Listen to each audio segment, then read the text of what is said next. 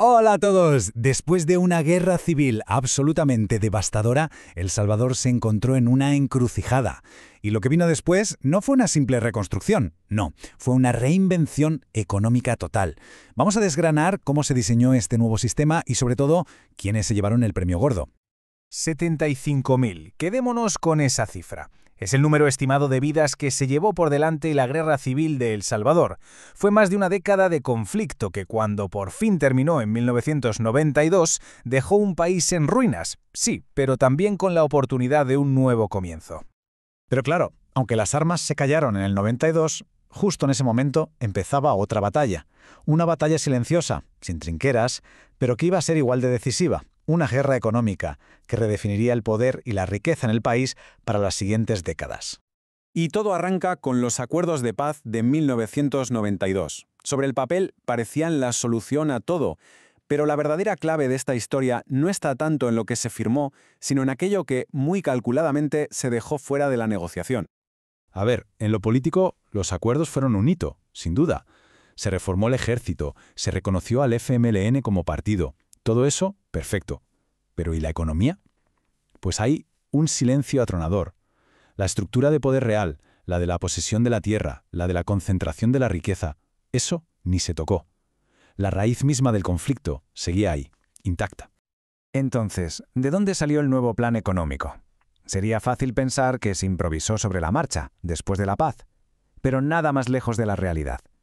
Su diseño había empezado mucho antes de que la guerra siquiera terminara. Fijaos en las fechas. A mediados de los 80, con el país en plena guerra, un sector de la élite económica ya estaba moviendo ficha para el futuro. A través de un think tank llamado Fusades y con el apoyo de USAID, diseñaron toda la estrategia. Para 1989, el plan neoliberal ya estaba listo, esperando en un cajón el momento perfecto para ponerse en marcha. Muy bien. Entonces, ¿cómo se levantó esta nueva realidad económica? Pues se basó en 3 pilares fundamentales que lo cambiaron absolutamente todo. El primer pilar, la reprivatización de la banca. Y ojo aquí porque la jugada fue, cuanto menos, magistral. Primero, el Estado usa dinero público, el de todos, para limpiar los bancos, para absorber todas sus deudas. Después, ese mismo Estado financia a unos cuantos particulares para que compren esos bancos ya saneados y relucientes. ¿El resultado final? Pues que entre testaferros y vacíos legales, todo el sistema bancario acabó de nuevo en manos de las mismas familias de siempre.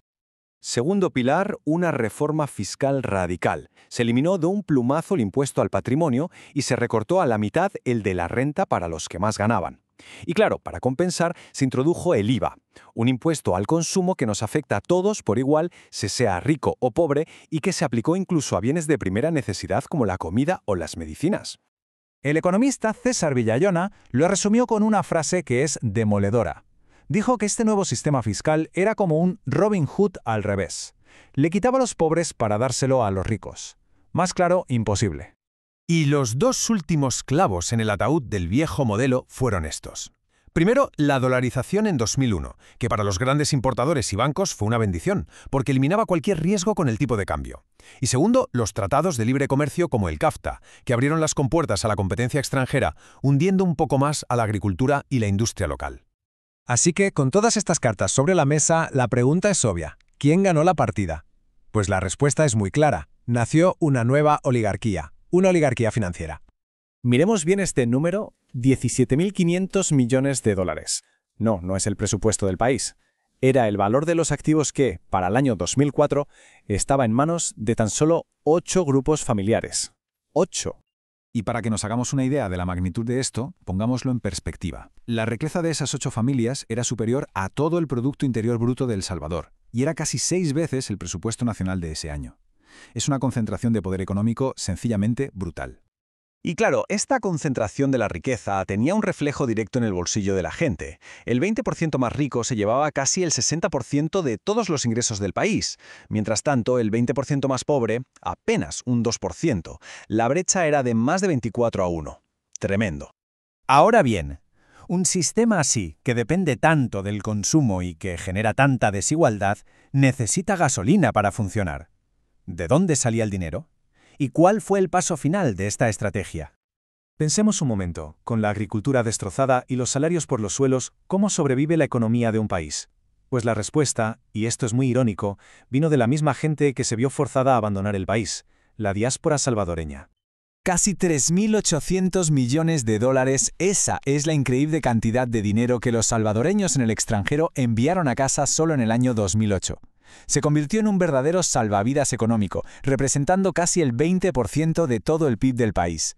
Y aquí llegamos a la gran paradoja de todo este asunto. El dinero que enviaba la gente que el propio sistema había expulsado se convirtió en el combustible que mantenía vivo a ese mismo modelo. Un 86% de esas remesas iba directo al consumo, alimentando sin parar esa nueva economía de importaciones.